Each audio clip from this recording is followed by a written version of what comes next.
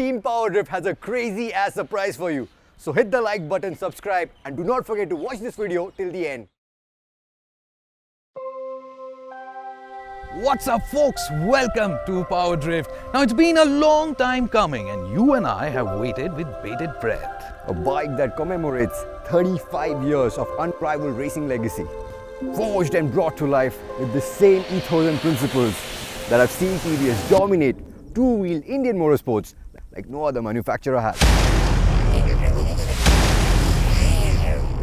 It has indeed then been a long time waiting for TVS's first fully flared, most powerful sport bike.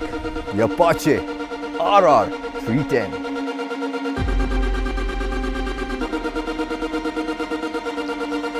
Designed after the shark, the most feared predator on the planet, the stance is aggressive, the bodywork streamlined in the wind tunnel, and fit and finish that is befitting of a flagship. And then there are the chunky 41mm forks and monoshock from Kayaba, a die-cast aluminium swing arm, steel braided lines, Bible radial calipers, dual-channel ABS as standard, and a 312cc liquid-cooled heart, all jointly developed with BMW. All this put together revs the Apache RR 310 right up to its 10,600 red line, pumping enough blood in the veins to hit the 60 kmph mark in 2.75 seconds and 100 kmph in 6.28 seconds.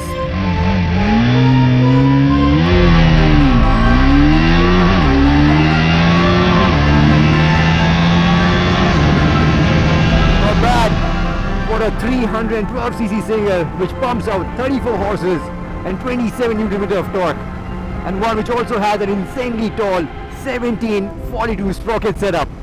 So I'm sure with the shorter sprocket setup the ride will be punchier, but the fueling is good. I also like the power delivery, it's very linear, and even though the gearbox started out a little clunky in the morning, it's now quite smooth.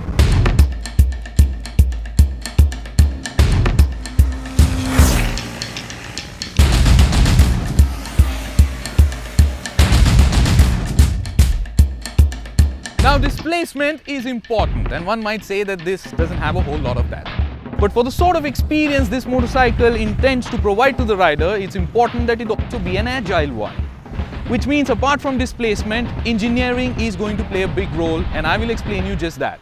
You see, sport motorcycle manufacturers across the globe would want their motorcycle to have a short wheelbase. It would then be more agile. But if the wheelbase is too short, then the motorcycle becomes unstable in corners. For that reason, they would want a long swing arm. However, if you increase the length of the swing arm, you would inadvertently increase the wheelbase of the motorcycle. So what do you do in a case like this? Well, TVS engineers in this particular case have placed the single cylinder slightly slanted backwards with the exhaust coming out at the back, thereby increasing the mass centralization of the motorcycle and also allowing the engineers to pull the swing arm pivot further forward towards the front wheel, which then creates an opportunity to extend the swing arm at the back. There you go folks, then you have a motorcycle with a short wheelbase and with a long swing arm. The Apache RR 310. But that's just the theory. Will it all work?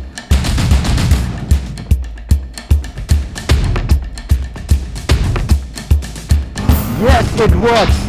In the sense, it has given the RR 310 a very light, nimble handling. So it goes into corners very sweetly without sacrificing on stability. Yeah, but when you start pushing, you do feel that the shock is a little on the softer side and the bike does move around even though you bump up the preload. But then again, I love the feedback from the chassis, but I wish I could say the same about the tires. The grip is not a problem with the Michelin. The problem is the feedback. There's not enough feedback which gives you the confidence which is very crucial to stitch together a fast lap time. Speaking of a fast lap time, how fast can the Apache RR 310 really go?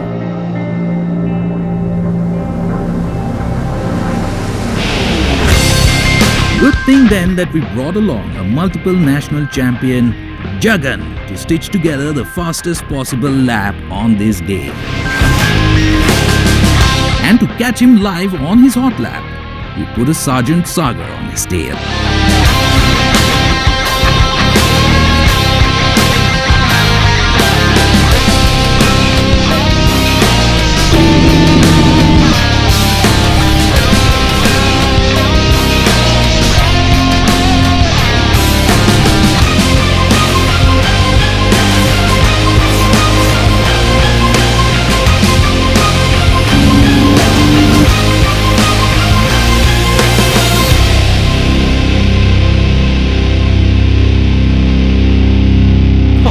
Well, it was quite fast. You guys were having a blast. I saw that. And Jagan does what? 206. I know that's not very fast, but that's definitely not slow. Yeah, I would agree, man. I mean, the bike is bone stock with mirrors and everything. And also taking into account the track conditions, which were not the best with the downpour that we had day before. So it was quite dirty in a few places and Jagan had to take it easy. So on a good day, I'm pretty sure he could shave off another 2 or 3 seconds. And the best part is you don't have to be Jagan to enjoy this motorcycle. From whatever I've ridden, I think it also has the makings of a really good road bike as well. By the way, guys, I'm really sorry that we couldn't get you Jagan talking about the bike straight, and that was because Jagan had a race tomorrow in Thailand, so he really had to rush out to catch a flight. But before going out, he had this to say about the bike. He says he loves this bike because it can really put in consistent lap times. I second that. Well, it's not perfect, no bike is. For the track, as I mentioned, the suspension is still on the softer side. It doesn't get a slip and assist clutch like its competition does. The vibrations from the large single cylinder could have been better insulated, as the pegs get buzzy at about 6,500 RPM. And on the road side, the tank for a sports tourer is only 11 liters, Yeah. which is not the best. The pillion seat is really small. But I almost think I'm nitpicking, right? Because here's the thing, I'm actually going to stick my neck out and say that this is probably the best product we have seen in terms of striking the balance between touring and riding on the racetrack. Because let's say the R3, right? Fantastic motorcycle, I love it.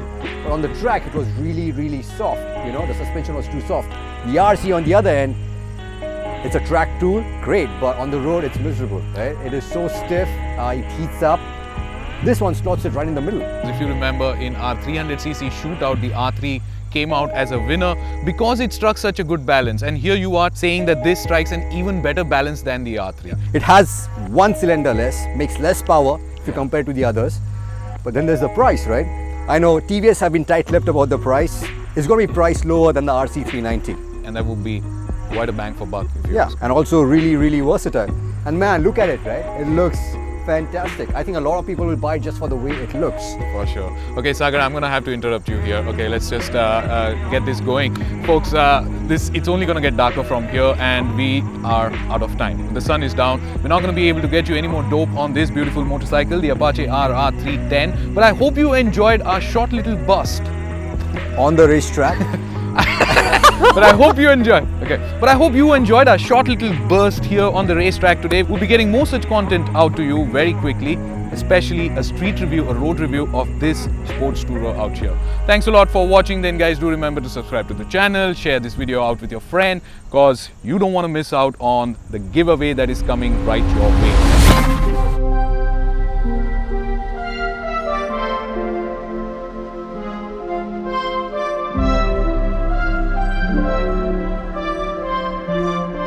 An unbelievable giveaway. It's for the first time ever that we're doing this at PowerDrift. We're going to be going out in the market. No, it's not an iPhone. It's not a OnePlus either. We're going to be going out in the market. We're going to be buying this bike and then we're going to be gifting it to one lucky, deserving winner, which is definitely not him. Can be you. Thanks a lot for watching, guys. It's over. Ciao.